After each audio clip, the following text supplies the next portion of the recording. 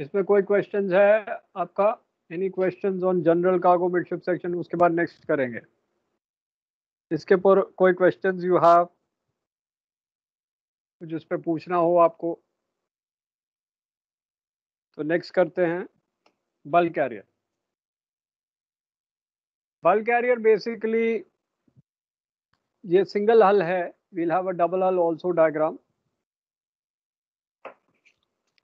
Now the explanation part, this is your hatch cover which is opened. Hatch combing यहाँ है. This is the top side tank.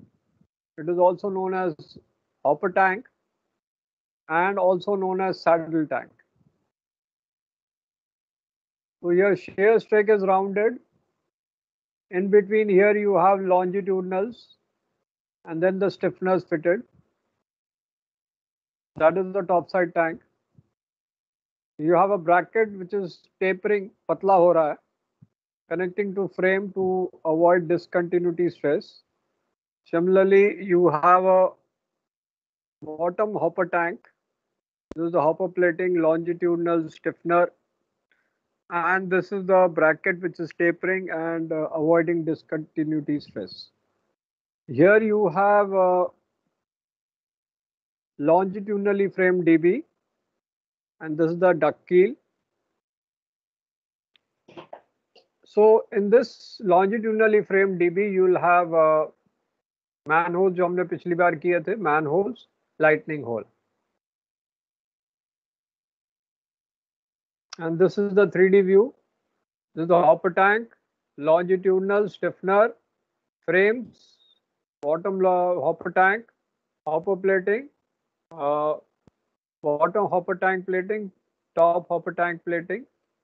This is the stool space for the corrugated bulkhead, shedder plate, stool plate, tank top, centerline girder, intercostal side girders, bottom longitudinals, inner bottom longitudinals. So that is your bulk carrier midship section. Now, why the top side tank is used? Well, this is a self-trimming hatch. Now, what is a self-trimming hatch? I'll show you in a diagram.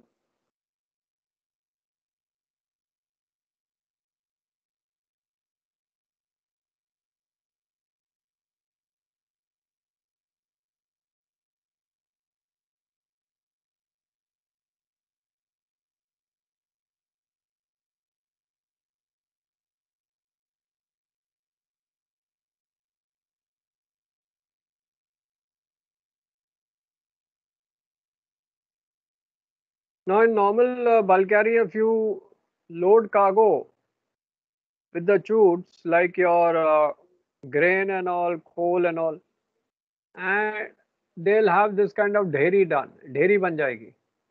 And if your angle of repose is high, your dheri will be very high. So we have to trim it so that the spaces which are empty will be utilized. So you have these tanks, the hopper tank. इसकी plating ऐसे है कि इसको angle of repose को ज़्यादा नहीं होने देगा and will trim the cargo. You don't require show crew for that. So this is known as self-trimming hatch. ये तो एक पर्पस हो गया हॉपर टैंक का. दूसरा पर्पस हो गया, suppose you're carrying iron ore and then your center of gravity will be lowered too much, so your GM will be very high. So when your rightening lever is very high, your rightening up in case of any list will be fast, very fast, and that can be hazardous to the ship because you'll have a very violent jerk. Now to avoid that, you have to raise the center of gravity. तो उसके लिए पानी यहाँ ले लेंगे तो center of gravity is raised, so the GM becomes normal rather than very large.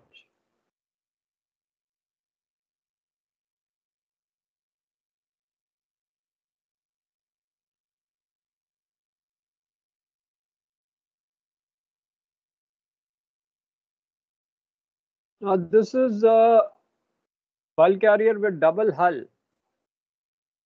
Up when you have a double hull, then you don't have a rounded shear strake. तब straight होगा shear strake.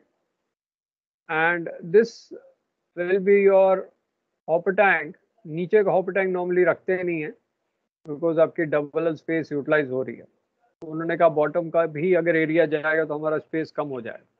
सो बॉटम में double हल नहीं और hopper tank नहीं होता है। Here you have stringer plates, ये स्ट्रिंजर प्लेट्स हैं योर डबल हल में, and this is your pipe duct. Similarly ये वाला भी पाइप डक्ट है और duct keel, and this is longitudinally framed. So this is midship section of double hull bulk carrier. Any questions on bulk carrier? कोई questions इस पे?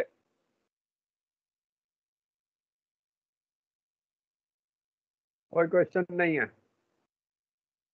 Diagram आपको आने चाहिए सारे। अब हम करते हैं midship section of oil tanker. अब ये ऑयल टैंकर जो है ये सिंगल हल वाला है, छोटा टैंकर सिंगल हल। आजकल 5000 एंड अबव के ऊपर आपका डबल हल आ गया है, 20,000 एंड अबव में आईजी सिस्टम आ गया।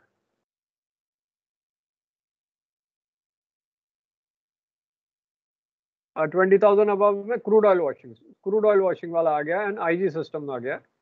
यहाँ आपका ट्रांसफर्स आ गया, डेक ट्रांसफर्स जिसमें एयर होल्स बने हैं, शेयर स्ट्रेक्स इज स्ट्रेट, और यहाँ आपके वी नॉचेस के थ्रू लॉन्जिट्यूडनल जा रहा है, तो ये लॉन्जिट्यूडनल अलग से दिखा है। Then you have upper stringer which is this plate, and then this is your upper stringer here. You have a tripping bracket, तो ट्रिपिंग ब्रैकेट ये वाला बना हुआ है साइड में, ये फेस प्लेट आगे बनी है। प्लेट के आगे एक स्ट्रक्चर बना है उसको फेस प्लेट कहते हैं। तो आपको फेस प्लेट अलग से दिखा देता हूँ।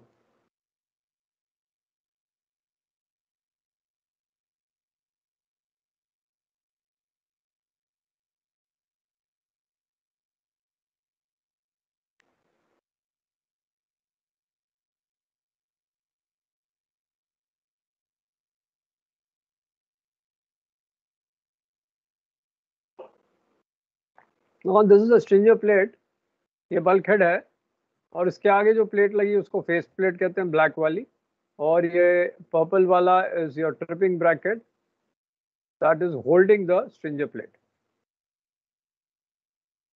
Now this is on your longitudinal bulkhead, तो 4.5 जा रहा है।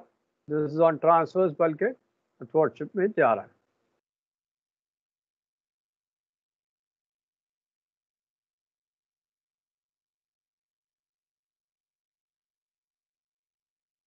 So here you have middle stringer, यहाँ भी middle stringer है, ट्रिपिंग ब्रैकेट लगा हुआ है। लोअर स्ट्रिंजर, यहाँ लोअर स्ट्रिंजर है। अब this is your wing tank, और ये लॉन्जिट्यूडनल बल्कहेड आ गया तो सेंटर टैंक बन गया।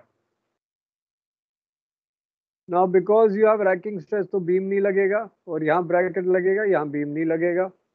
बॉटम में you have a bracket here, you have a bracket here, and here you have a bottom transverse which has got stiffeners. You have drain holes and longitudinals passing from bottom longitudinals. इसमें खासियत होती है there is a docking bracket in tankers, क्योंकि यहाँ duck कील नहीं होता। तो डक कील होता था कि सेंटर गर्डर का 2 गर्डर बना देते थे, so the ship could, when it goes for dry docking, it could take the load. But in tankers you don't have duct keel, आपका एक सेंटर गर्डर है, तो उसके ऊपर लोड काफ़ी आ जाता है during dry docking. So here you have a docking bracket to support that load further. So tankers will have a docking bracket in the midship sections. अभी इसमें क्वेश्चन कोई, इसमें कुछ पूछना है? मैं आपको एक और डायग्राम तब तक दिखाता हूँ।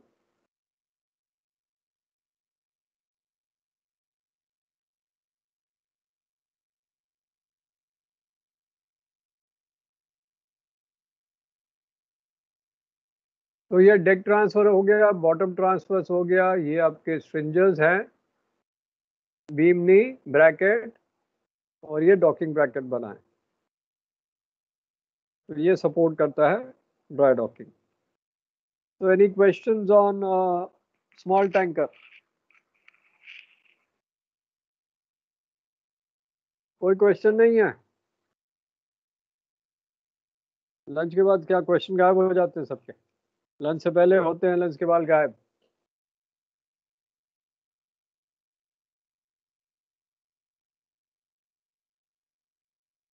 So we will be doing now VLCC.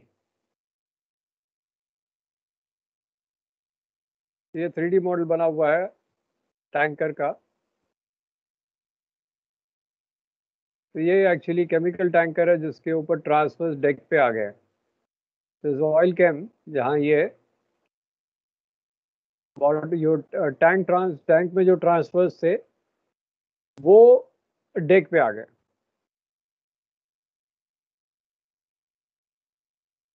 अब आता है VLCC. Now the VLCC will be a very large crude carrier. The breadth in this carrier VLCC might be about 40 meters, 45 meters, 50 meters or 60 meters broad. Length can be about 300 meters. तब इसमें जो पहले होते थे ये single हल है। Single hull में you had rounded shear strake.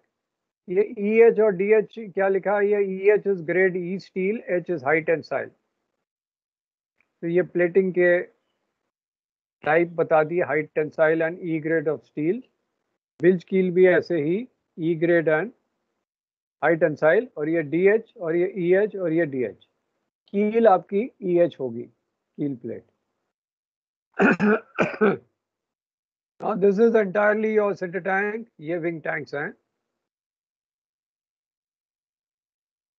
Now if you see the wing tanks, ऊपर का लॉन्जिट्यूडनल छोटा है और नीचे बढ़ता जा रहा है लॉन्जिट्यूडनल।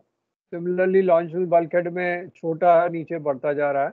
बॉटम प्लेटिंग के ऊपर लॉन्जिट्यूडनल बराबर है, डेक के नीचे बराबर है। क्या रीजन हो सकता है कि लॉन्जिट्यूडनल बढ़ रहे हैं? What can be the reason why the increase in dimensions of the longitudinal as we go down? Hydrostatic pressure, correct. तो अगर आप कम लोड करोगे तो आपका प्रेशर कम होगा, जितना ज्यादा लोड करोगे H रो G के हिसाब से P आएगा। So P is equal to H row G. Now these are your center line girder. ये आपको सेंटर लाइन गर्डर दिख रहे हैं, 4.5 जा रहे हैं, ये वाले। ये डेक ट्रांसवर्स हो गया और ये बॉटम ट्रांसवर्स हो गया। अब सेंटर में यहाँ आपके डॉकिंग ब्रैकेट है, जैसे आपका छोटे टैंकर में था। यहाँ डॉकिंग ब्रैकेट सेंटर लाइन जो है बल्कहेड उसको सपोर्ट कर रहा है। अब ये सेंटर लाइन जो बल्कहेड है वो परफोरेटेड है, छेद है। अब सेंटर लाइन बल्कहेड तब आता है when your tank breadth will be more than 18.5. So there you will have a center line bulkhead to reduce free surface effects. और ये perforation मतलब छेद बनाए हुए हैं so that the oil is not going to directly flow, otherwise it will have sloshing, very heavy sloshing, and it can reduce your stability. Now the bottom will have bottom transfers, bottom girder, यहाँ भी bottom girder, and then there is a web here. Web मतलब जाला लगता है, जैसे आपको tanker में अगर जाओगे बड़े टैंकर में you will have web frames here. ये वेब लगा हुआ है। अब यहाँ क्या है? This is a longitudinal bulkhead, this is side shell. इन दोनों को कनेक्ट करेगा क्रॉस टाई ये। So cross tie is connecting this structure to the outer hull. फायदा यह है कि whatever the stresses in this structure will get transferred to the outer hull via the cross tie. वो bridge बन जाता है उसको पास करने के लिए स्ट्रेसेस को। सो ये वाला जो है दैट इज सिंगल हल बल्क, सिंगल हल tanker VLCC and the members you can see here. अब आपको डबल हल दिखाते हैं। ये आपका VLCC डबल हल देख लो. This is the double hull where you have stringer plates, centre line bulkhead बना हुआ है. सिमिलरली ये आपका डेक हो गया, बॉटम प्लेटिंग हो गया, साइड प्लेटिंग हो गया, and these are your stringer plates here. अब आपको एक और जरा दिखाता हूँ.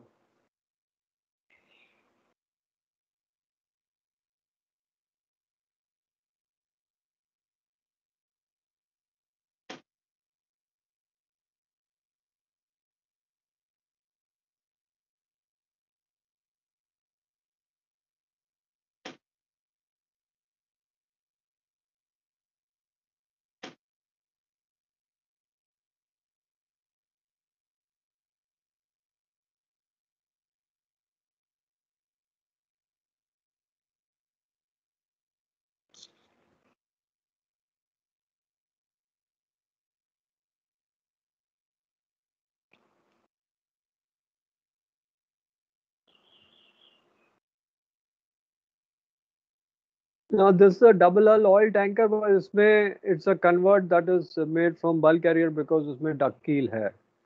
In these original double hull tankers, there will not be any duck keel. ये भी आपका डबल हल बनाया हुआ है. This is a longitudinal bulkhead, and then this is the top side tank here. Bottom side tank here. So basically ये ballast के लिए double hull, and I'll show you one more diagram, ये वाला. So you have intermediate stringer plates here. This is the wing tank. That's the center tank, and cross tie ये बना हुआ है. So this is double hull oil tanker. Actual वाला अगर आप देखो ये double hull है. These are the wing tanks, इसमें center tank नहीं है. So you have stringer plates here, and this is the stringer plate. This is the center line bulkhead. Now this is a VLCC with center tank and wing tanks. तो double हल ये बना हुआ है, ये wing tanks बना, वो centre tank है. That's a cross tie here. So this is in the building dock. The side ballast tank is 2 to 4 meters. This one. Bottom ballast tank is 2 to 3 meters. Height of center cargo tank is 29 meters. Length of center cargo tank is 50 meters. ये VLCC की दी है details.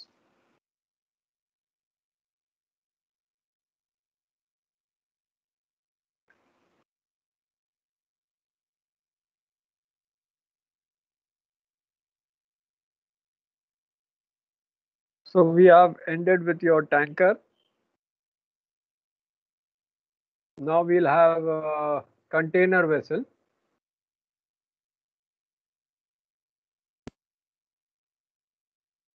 अब container vessel क्या है? Cross section कम होता है because here you are loading your containers through the guides, cell guides. This is a cell guide.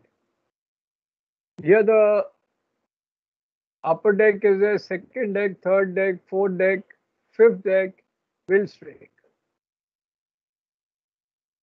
अब यहाँ आपका torsion box आता है under the deck. That the shear strake is 35 EH thickness. Side shell is 20 thickness of D grade steel. Passageway यहाँ बना हुआ है. Then you have longitudinals on this side, longitudinals on this side, and then the stiffeners connected here. यहाँ आपका fifth deck आ गया. This is bill strake, bottom plating, inner bottom plating, and the cell guide is here. This is longitudinally framed, manholes are there.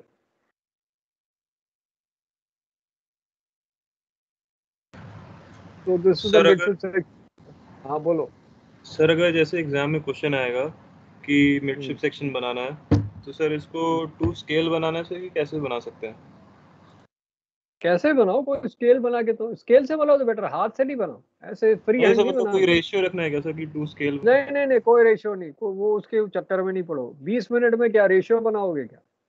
आप 20 minute 25 minute में diagram बनाओगे, ज्यादा time नहीं लोगे। कोई रेशियो की जरूरत नहीं है, सीधा सीधा डायग्राम बनाओ। आप आपको अगर मिस आउट करना है, EH DH वो सब मिस आउट कर दो, ठीक है। नहीं लिखना, वो भी नहीं लिखो, कोई प्रॉब्लम नहीं, आप मार्किंग कर दो क्या क्या है।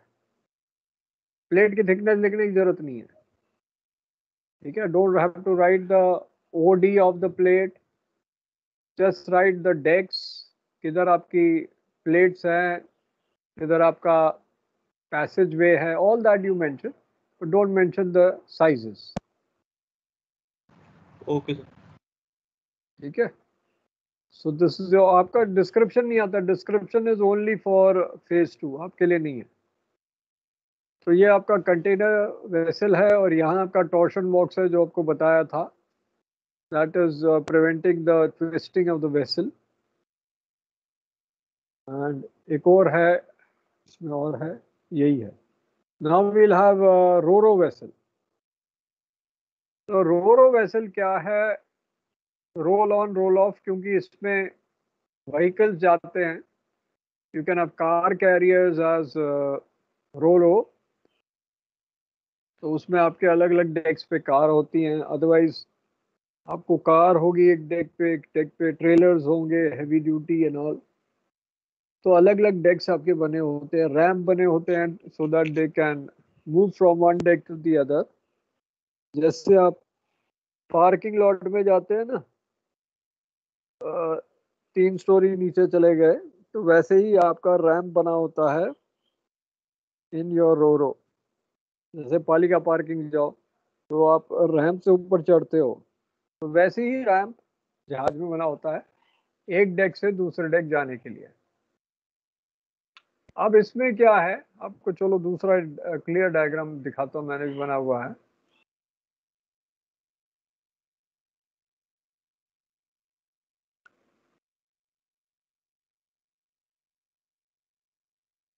तो यहाँ आपका साइड शेल है, this is your deck transverses, longitudinals बनी हुई हैं, this is your vehicle deck, void space, this is train deck. ये अलग अलग डेक के नाम दिया है। longitudinals are closer to each other, इसमें they are much deeper, thicker. The transverse itself is very thick to take the localized load, क्योंकि आपका शिप में हो तो कार्गो फैला होता है, बट ये लोकलाइज्ड लोडिंग कराएगा, मतलब एक पॉइंट पे ज्यादा स्ट्रेस होगा। Now this is your garage. ये हीलिंग जो टैंक है, ये बेसिकली आपकी हीलिंग को रोकेगा। सो रोरो वेसल्स में, because vehicles keep coming and all port में, तो वेसल विल डेवलप हील। अब उसको करेक्ट करना है, नहीं तो बाद में मुश्किल हो जाएगी। तो हीलिंग टैंक्स उसको करेक्ट करते रहते हैं automatically. One is on the port side, one is on the starboard side, interconnected pipeline होती है इन दोनों के बीच में। सो सपोज स्टारबोर्ड हील हो गई, तो आप स्टारबोर्ड से पानी पोर्ट में पंप करोगे तो हील ठीक हो जाएगी। So that is your healing tank. Otherwise आप पानी को ट्रांसफर बाय एयर कर सकते हो, पर्जिंग करके, तब भी आप हील ठीक हो जाएगी। फिर यहाँ बिल्ज कील होता है, जो हमने अभी पढ़ा था, बिल्ज कील। तो बिल्ज कील या इसमें आपके फिन्स भी हो जाएंगे, एक्टिव स्टेबलाइजर फिन्स भी हो जाएंगे। And this is your balance tank, जिसमें स्टिफनर्स लगे हैं, लॉन्जिट्यूडनल लगे हैं। That is your tank top. तो ये आपका midship section of Roro vessel है। आपको मैं ये मिडशिप सेक्शंस के डायग्राम सारे भेज दूंगा, so that you can start practising. Screenshot लेना बेटा, ले लो स्क्रीनशॉट इसका, you want to take it.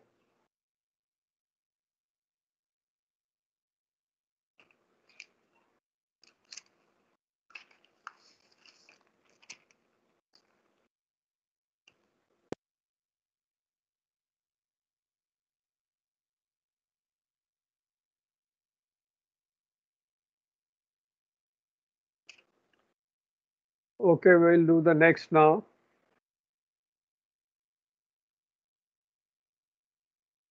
अब ये आपका ऐसे होता है रोरो वेसल। तो ये स्टर्न रैंप है, यहाँ से आपकी व्हीकल जाती हैं।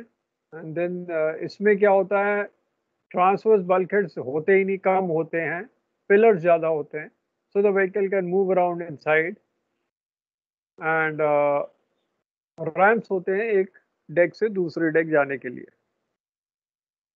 आप ऊपर में ही कार्स रख सकते हो, इस डेक के ऊपर भी कार रख सकते हो कवर लगा के, या आप पोर्टेबल या डेक्स को यहाँ एडजस्ट कर सकते हैं इन बिटवीन।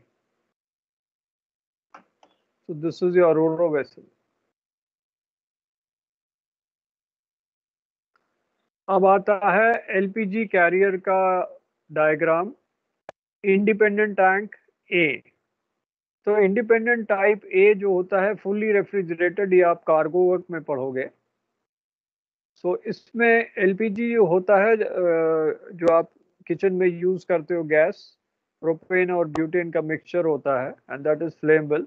लाइटर्स में ऐसे होता है आपके, तो इग्निशन मिलते ही आग लग जाती है। तो इसको हम कूल डाउन करते हैं -43 डिग्री सेल्सियस पे, और आपके इंसुलेशन सब लगे होते हैं इसी में। ग्लास फाइबर इंसुलेशन होता है इसके अंदर, एंड यही प्राइमरी बैरियर है। ये इंसुलेशन लगा है, और इसके बाहर ये इंडिपेंडेंट टैंक है, क्योंकि एक टैंक के अंदर एक और टैंक है, मतलब ये तो आपका शिप है, उसके अंदर एक और टैंक है। तो this is the independent tank type A. This empty space is known as hold space, क्योंकि अगर कोई लीकेज होगा दिस कैन कम हियर। और नीचे में एंटी फ्लोटेशन चौक होता है, ये टैंक टॉप सीट्स, तो दैट पानी अगर जो कार्गो है यहाँ आ जाए, गैस गैस जो होगा, गैस मतलब यहाँ से जो निकलेगा वो लिक्विड होगा, क्योंकि दिस इज रेफ्रिजरेटेड, तो वो लिक्विड ही यहाँ आएगा, so this can float free. तो ये जो चौक्स हैं या टैंक टॉप सीट्स हैं, इसके ऊपर ये टैंक बैठा हुआ है, एंड नॉट फ्लोट फ्री। एक सेंटरलाइन बल्कहेड होती है टू रिड्यूस एफएससी। कनेक्शंस आपके यहाँ लगे होते हैं। ये जो नीला है this is your secondary barrier. Secondary barrier primary barrier इसलिए होता है क्योंकि ये गैस जो है पानी में रिलीज नहीं करनी, तो उसके लिए आपको दो सिस्टम चाहिए, एक प्राइमरी बैरियर के और सेकेंडरी बैरियर के, टू डिसअलाउ लीकेज आउटसाइड।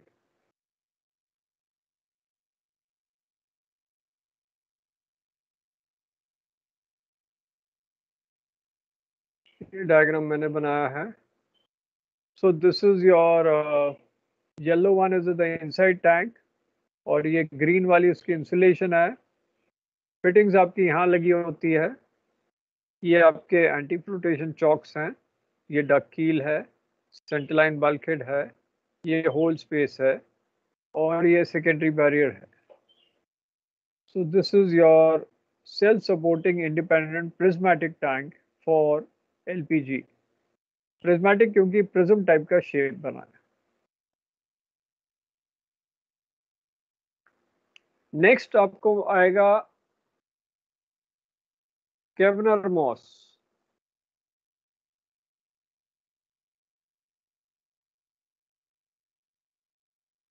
ये दिया हुआ टाइप ए जो है, ये भी एक और डायग्राम है टाइप ए का। ये दीज आर द बल्कहेड्स, और यहाँ आपके पंप लगे हैं, tank top seat and hold space, primary barrier, secondary barrier, and this is your type A LPG carrier. बाहर से तो टैंकर लगेगा, और this is an LPG career.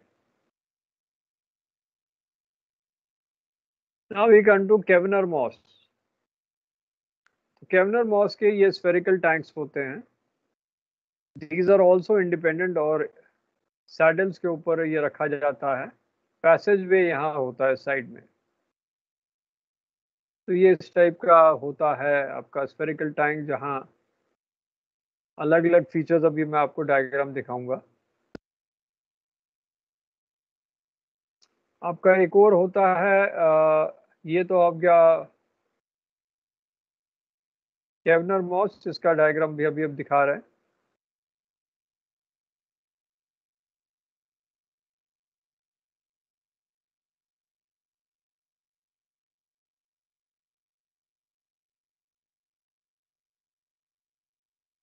So your tank is spherical like this. The cargo is kept here. So this is for LNG, not for LPG. LNG का carrier है. So this is a watertight rubber gasket cover, protective dome, steel dome, tank shell. Then you have aluminum alloy insulation, and there you have nitrogen bleed system for insulation.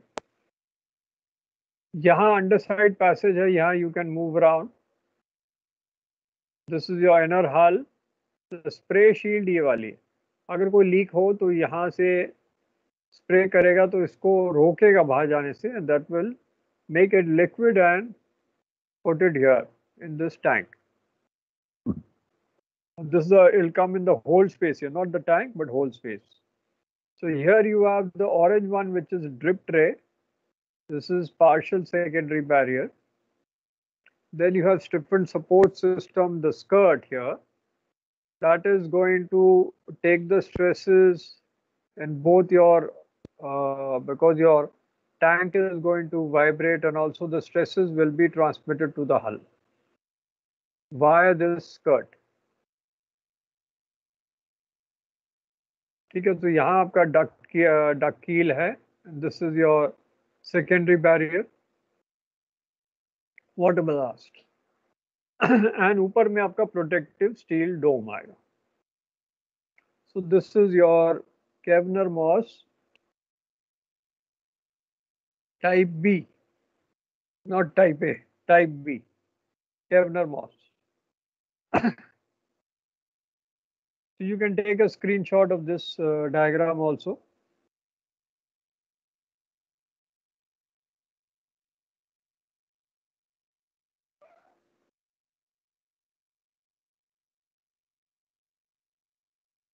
Okay, so आपके और भी tanks होते हैं इसमें.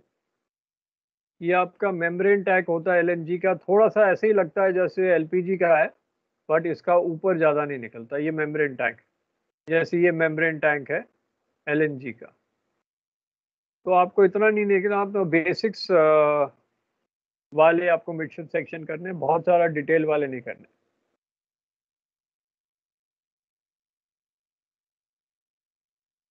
So this is the end of your midship sections.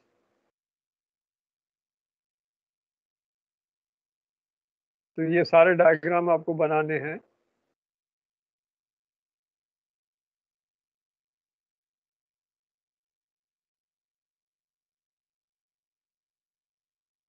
आपकी जानकारी के लिए एक और चीज बता देता हूँ. There are certain ships which are hatchless container vessels.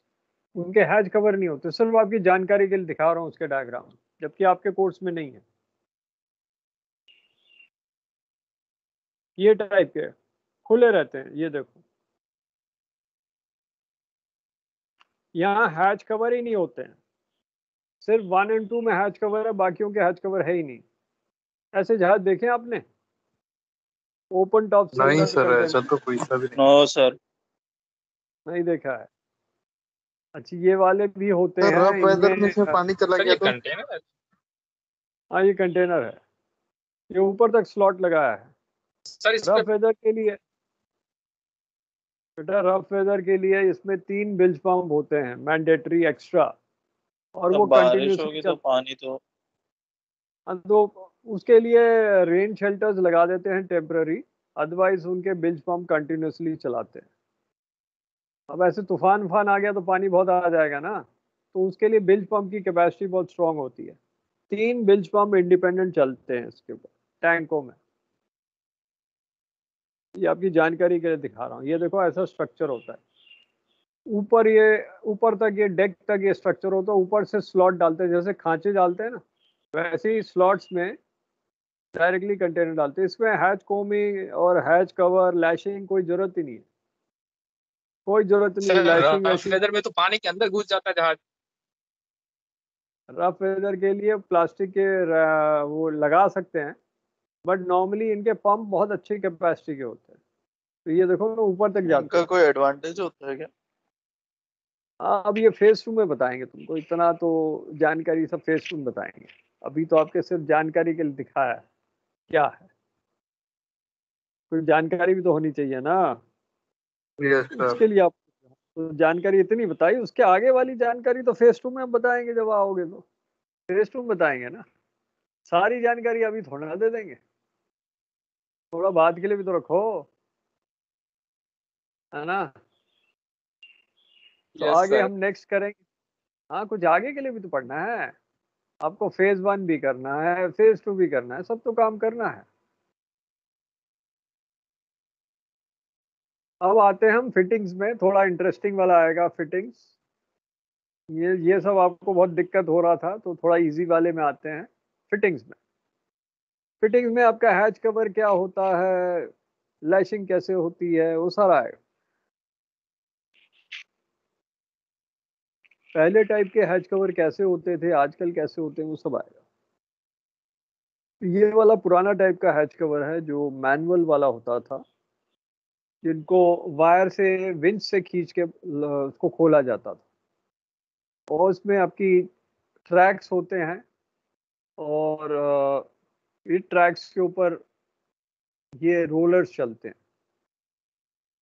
तो सपोज इसको खोलना है तो क्या खोलेंगे, तो ये वायर जो है यहाँ से एक शीट से पास करके विंच पे जाएगी यहाँ, और फिर विंच हॉल करेगी तो ये खुलेगा। मैंने इस टाइप का किया था in my last ship, actually किया था एससीआर में 85 1985 हो गया था, आई एम 81 82 के डेट। तो 85 में उनको सी टाइम हो गया था, अब उनको कह रहे हैं कि होटल में डालना, तो उन्होंने क्या होटल वोटल नहीं डालो, एक जहाज स्क्रैप के लिए रेडी है,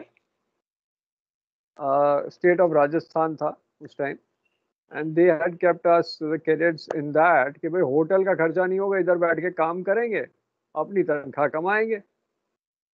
तो होटल वोटल में नहीं डाला, हमारे सीडीसी में लिख वख दिया, इसमें पासपोर्ट में लिख दिया भाई ये जहाज ज्वाइन करेगा, ये सब करेगा, और सॉरी सीडीसी में लिखा था, हाँ। तो उसमें लिख दिया था कि ये जहाज ज्वाइन करेगा, और हम लोग आई थिंक 2 महीने रहे थे इसमें, काफ़ी चूहे थे क्योंकि ग्रेन कैरियर था। तो इस टाइप के हैच कवर थे, तो वायर लगा के खींचो, डेरिक चलाओ। हमने आज तक डेरिक चलाई नहीं थी, उस टाइम सारी डेरिक्स चलाई, क्योंकि पहले we had done container vessels, और उसमें कोई डेरिक वेरिक तो थी नहीं, सारी क्रेन्स थी। इसमें हमने डेरिक चलाई, इसमें हमने विंचेस चलाई खोलने के लिए हैच कवर। तो ये पुराना टाइप का सिस्टम है जो आजकल आपको नहीं दिखेगा। और ओरल में कई बार पूछते हैं कि ये वायर का नाम क्या है, ये वायर का नाम भी लिखा है बाउचावल वायर। तो बाउचावल वायर के बजाय बुल वायर उसको कहते हैं, क्योंकि नाम बहुत डिफिकल्ट है, तो वी से बुल वायर, क्योंकि इसको खींचना पड़ता है, लाइक बुल खींचता है, ये वायर को बुल वायर कहते हैं। और बंद करने के लिए, तो खोलने के लिए हो गया, बंद करने के लिए उसको डायरेक्टली शीप से डाल के खींच लेंगे तो ये इधर ट्रैक में चलेगा। ये हैच कोमिंग हो गया, ये कोमिंग के स्टेज हो गए, ये कोमिंग का बार हो गया, और यहाँ कंप्रेशन बार है जिसके ऊपर हैच कवर रहेगा, व्हील गाइड रेल है, क्लीट्स यहाँ साइड में लगी हैं, और ये व्हील्स जो हैं ये ट्रैक पे चलती हैं, बैलेंसिंग रोलर इसमें होता है, एंड यहाँ चेन्स हैं, और ये चेन्स क्या है, एक दूसरे को खींचेंगी, इसको कहते हैं गैंगिंग ऑफ चेन्स। ये जो चेन लगी है, तो कवर एक सीधा नहीं होता, अलग अलग सेक्शंस को इस वायर के साथ, ये चेन्स के साथ जोड़ा जाता है।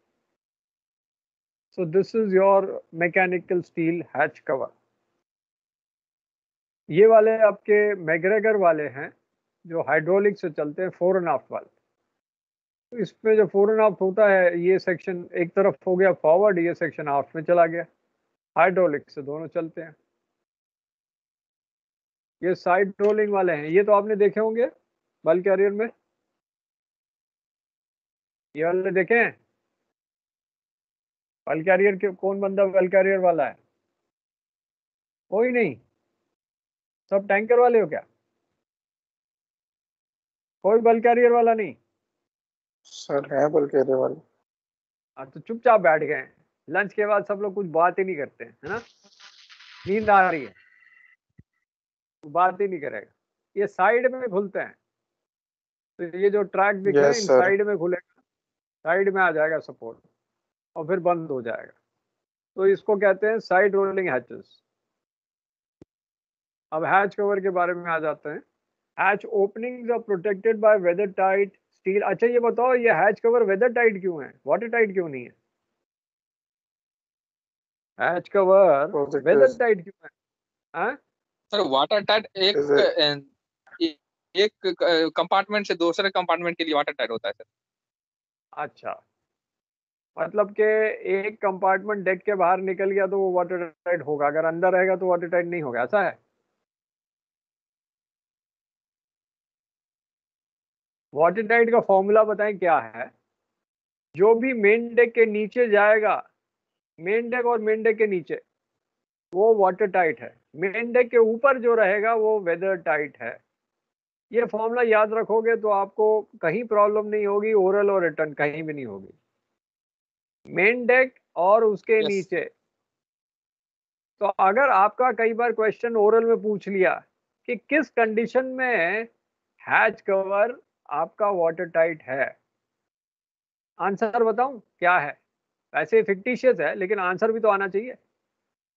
फिक्टिशियस है, कोई किताब में नहीं मिलेगा इसका आंसर, या छोड़ दूं, आप लोग बताओगे?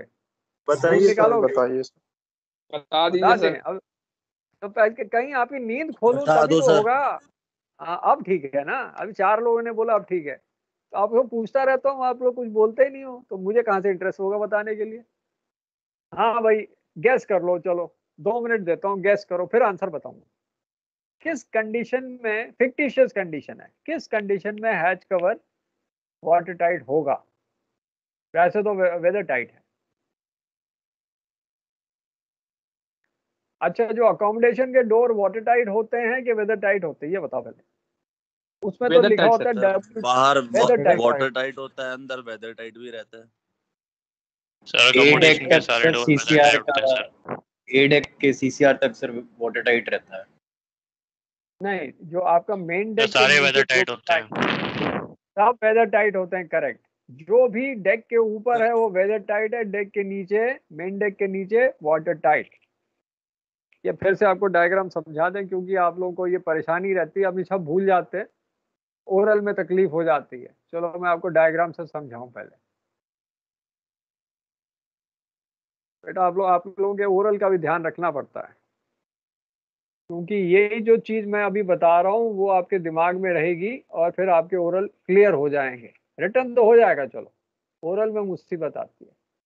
तो सपोज ये जहाज है और ये आपका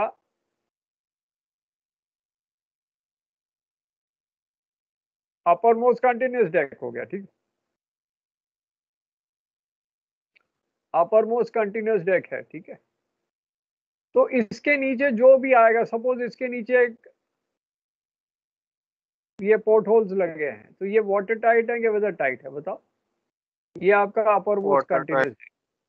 हाँ, तो ये वाटर टाइट है क्योंकि आपके जो टाइटैनिक में था, मेन डेक के नीचे जो भी आएगा वो वाटर टाइट है।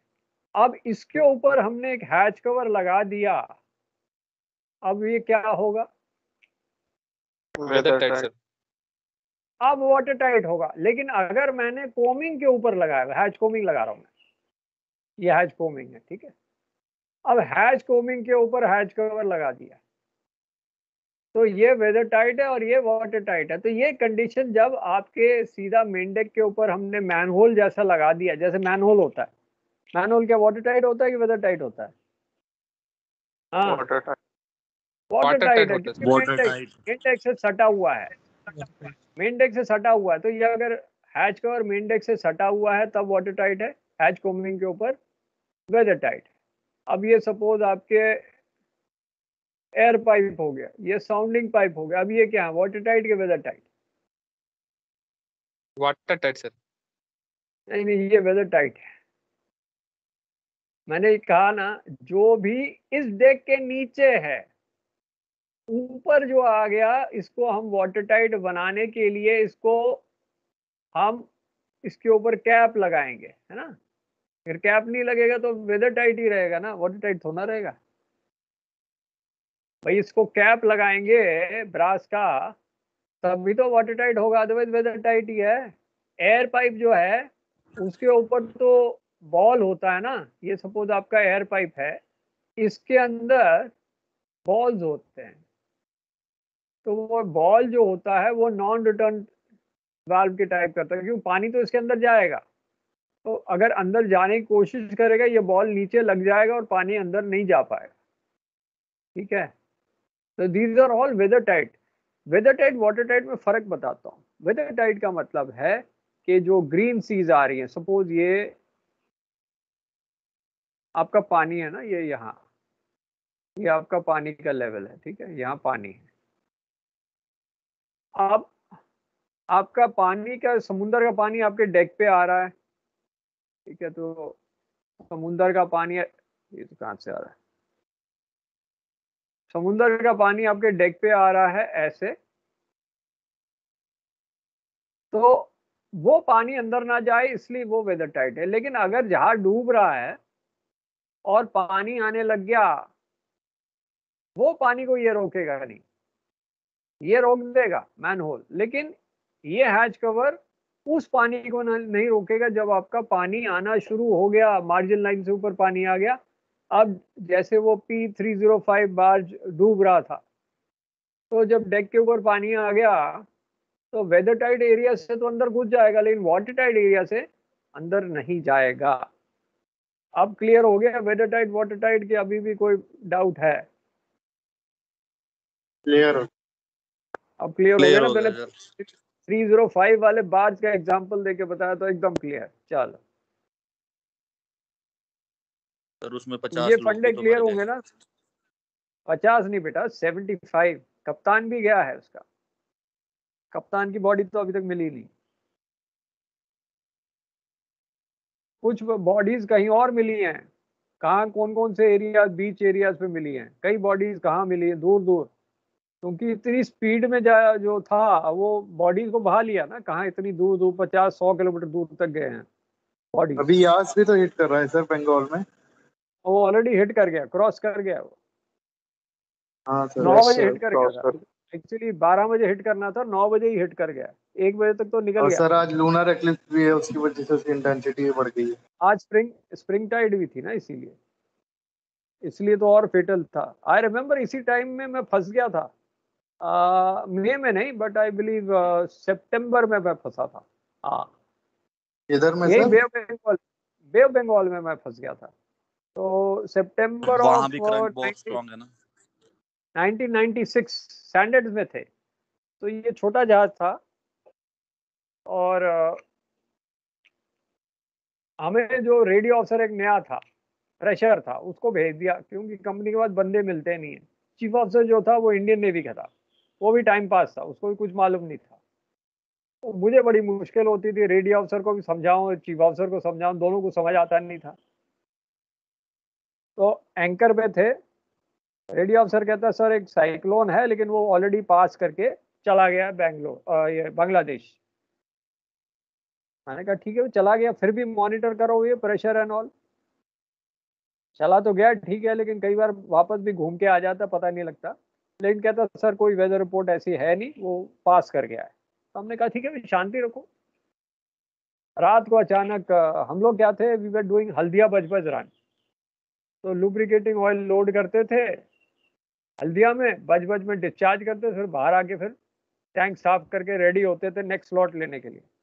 6 महीने के रन पे थे उस पर। तो हमारे टैंक्स एकदम साफ थे, सिर्फ बैलेंस था, एंड टैंक्स एकदम चकाचक साफ थे, टैंक क्लीन हो गया था। रात को सडनली झटके लगने शुरू हो गए, तो मैं ब्रिज पे भागा, तो देखा कि हवा एकदम तेज हो गई है।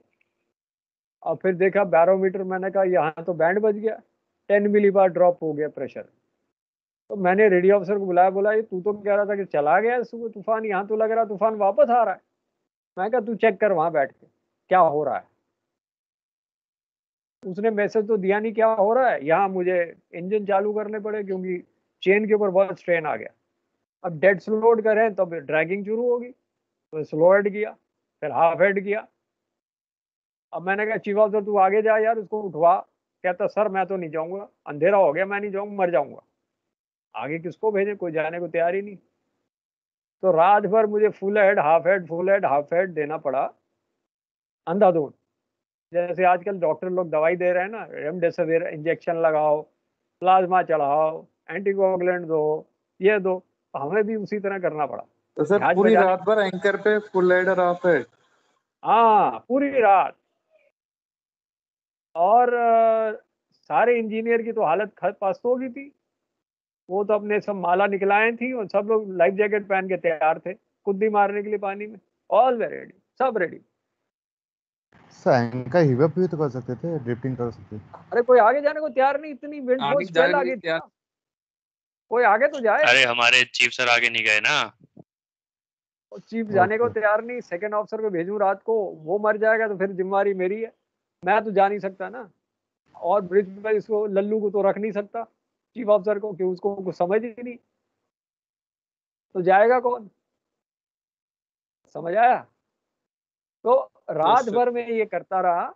मैंने उस टाइम बैलास्टिंग शुरू कर दिया। हाँ एक और चीज थी, जैसे ही ये झटका शुरू हुआ ना, मैंने अपने सारे टैंक्स बैलास्टिंग शुरू कर दी। मैंने चीफ ऑफिसर को बोला तू ये काम कर दे, कम से कम टैंकों को बैलास्टिंग शुरू कर दे, तू चल आगे नहीं जा, बैलास्टिंग तो कर। तो बैलास्टिंग शुरू कर दी। 6-7 घंटे में बैलास्टिंग होगी सारे टैंक की। सारे कार्गो टैंक्स को भर दिया पानी से, बैलस्ट भर दिया।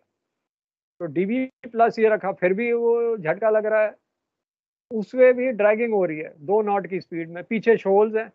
मैंने कहा भाई अब तो गए, करें क्या, फंस गए। उधर सैंडहर्ड्स में कम से कम 5-6 जहाज थे, वो तो निकल गए। कुछ के चीफ ऑफिसर आगे चले गए तो निकल गए, ये तो हमारे जाने को तैयार ही नहीं था। एक कप्तान की तो सिट्टी पिट्टी गुम हो गई, वो रोने शुरू हो गया वीएचएफ पे।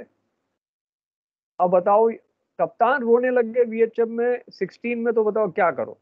मैंने बोला है कि मैं भी फंसा हूं बेटा, मैं ये कर रहा हूं, तुम भी यही करो। तो मैंने जो किया, मैंने उसको बताया ऐसे ऐसे मैंने किया है और जहाज बचाया हुआ है, तुम भी यही करो। दिन निकलेगा तब तुम करना एक्शन। मैं भी यही कर रहा हूँ कि मेरे बंदे भी तैयार नहीं आगे जाने के लिए, क्या करें। तो दिन हुआ, समुंदर में पानी नहीं दिख रहा था, झाग थी पूरी, हवा इतनी तेज, झाग थी। और रोप जो वायर इतनी मोटी, जो शायद चेन थी, वो हवा में ऐसे उड़ रही थी जैसे कोई रोप हो। समझ लो क्या फोर्स है। फिर मैंने सेकंड ऑफिसर को बोला तू लाइफ जैकेट पहन, ये कर वो कर, सारा कुछ गियर वेयर लेके जा फॉरवर्ड। और बोसन वोसन मैंने कहा लाइफ लाइन लगाओ, ये लगाओ, अपने पूरे एक दूसरे को बांधो, जैसे माउंटेनियर जाते हैं वो जाओ आगे तुम। तो सबको आगे भेजा, चेन निकलवाई और फिर वहां से निकले। अच्छा उससे पहले क्या था कि रेडियो ऑफिसर ने डिस्ट्रेस मैसेज कंपनी को भेज दिया कि जहाज डूबने वाला है। कोई पगला आदमी। अब वो, हाँ, उसको डाल दिया मैसेज कंपनी का, वहां से फोन शुरू हो गया। मैंने किसी को अटेंड ही नहीं किया। मैंने कहा तू ही अपने, तू नहीं डाला, तू ही अटेंड कर। मैसेज तूने क्यों डाला पहले मेरे से बगैर पूछे, अब तू ही अटेंड कर कंपनी को। मैं तो कुछ नहीं बोलता उनको। तो फिर जहाज को फाइनली बचाया। उसके बाद मैंने कहा अब बताओ क्या बोलना है, फिर उनसे अटेंड किया। तो ये होता है तूफान पोस्ट 12। यही हाल जैसे अभी आया था 185 वाला, विंड स्पीड इतनी थी। और जहाज में एंकर में क्या हाल होता है, ये होता है हाल। तो तुम लोग का अगर ऐसे हाल होगा तो फिर आप लोग तो बोलोगे बेटा अब तो हो गई छुट्टी, टाटा बाय बाय, सबको चिट्ठी उठी लिख दो, बोलो अब तो हम जा रहे हैं। अगले टाइम जब मिलेंगे तब फिर मिलेंगे तो बताएंगे। वो हाल था हमारा। अब आगे करें, हैच ओपनिंग शुरू करते हैं। स्टोरी सुन ली, ऐसा किसी के साथ हुआ है? सर हाँ Yes, सर, sir, हमने तो वायु हुआ को फॉलो किया था सर एक बार। लास्ट टाइम मिली थी सर, जो 55 वायु नॉट आए से थे ज्यादा विंड। 2019 में। अच्छा क्या हुआ था तुम बताओ। हाँ हाँ, फिर 2019 के बाद आगे क्या हुआ? सर जो हाँ वायु भाई। आया था ना मुंबई इसके पास हाँ में, उसको हाँ हाँ फॉलो हाँ करना पड़ा था क्योंकि कैप्टन सर जो थे उन्होंने मना कर दिया था साफ कि नहीं, हम हाँ। एंकर नहीं डालेंगे और वो भी नहीं करेंगे, डिले भी नहीं करेंगे ज्यादा। तो उसको नहीं फॉलो ठीक करना किया। पड़ा था।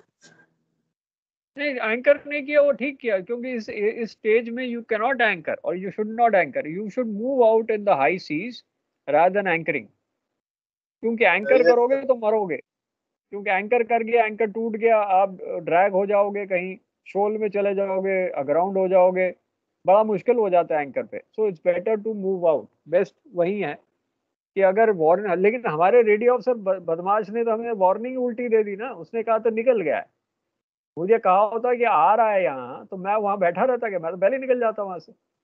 हाँ वो तो बेवकूफ ने रॉन्ग रिपोर्ट मुझे दे दी, और चक्कर में मैंने डिसाइड किया कि ठीक है भाई बैठे रहो, यहाँ तो निकल गया, पर प्रेशर जो ड्रॉप हुआ, मैंने कहा अब तो अब फंस गए, रात का टाइम दिन का टाइम होता निकल भी जाते। Sir back year sir Mumbai में हो गया था, 2 टग एंकर पे था, उस पे सब क्रू चले गया था, और दोनों जगह करके एंकर फंस गया, दोनों चैनल 2 दिन तक बंद रहा सर, चैनल में जाकर फंस गया। कि कौन से चैनल फंस गया? ये मुंबई वाले सर, मुंबई में हुआ था बैक ईयर लास्ट ईयर? तो तुम कहाँ थे? Last year. मैं भी मुंबई में था, वो डीसीआई ड्रेजर में था। अच्छा तुम ड्रेजर में, तो ड्रेजर जाके फंस गया था क्या? नहीं 2 टग था सर, टग एंकर पे डाल दिया था, और जो हाँ। तूफान आने वाला था ना, तो सबे चले गया था घर एंकर पे डाल के। अच्छा आप दोनों हाँ। ड्रैग होते होते दोनों फंस गया। अच्छा वो चैनल में जाके फंसा दिया था उन्होंने, तो तुम लोग भी फंस गए दोनों उधर? चैनल में अच्छा अच्छा वो सब घर भाग गए थे पहले ही? अच्छा हो जाता है, वो तो है। सर लास्ट ईयर वो आया था एम्फान बे ऑफ हाँ बंगाल में, तो हाँ हमारी शिप, मतलब हमारे शिप के हेड ही था, हम लोग भी कोलकाता ही जा रहे थे, हाँ। तो उस टाइम पे हमने वही स्पीड रिड्यूस करके उसको वही फॉलो ही किया, बट स्पीड काफी रिड्यूस कर दी थी। नहीं स्पीड तो कम करनी चाहिए, बिकॉज आप देखो आई ऑफ द स्टॉर्म में जा ही नहीं सकते ना। अब हमने आई ऑफ द स्टॉर्म देखा है कि सडनली एकदम शांत होके लेक बन जाता है, उसके बाद जैसे ही वो आई से बाहर निकलो तो हमारी हो गई छुट्टी।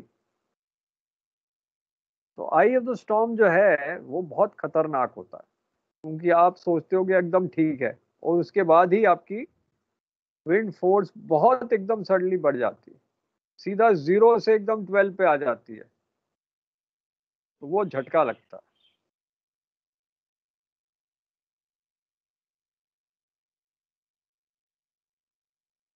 तो अभी जरा चाय वाय पी लें, हैं, उसके बाद करते हैं। 10 मिनट ऊपर हो गया Yes, तो 10 मिनट yes, और sir. देता हूँ उनको, ठीक है? Yes, 20 sir. मिनट देता हूँ, तो 4 बजे आते हैं, ठीक है? 4 बजे आओ, 4 से Okay, sir. Thank पौने you. 5 तक। Okay 20 sir. मिनट टाइम लगता Thank है, you, story sir. Thank you, sir. सुनने के लिए 20 मिनट है ना, ठीक है? ओके। Thank you sir.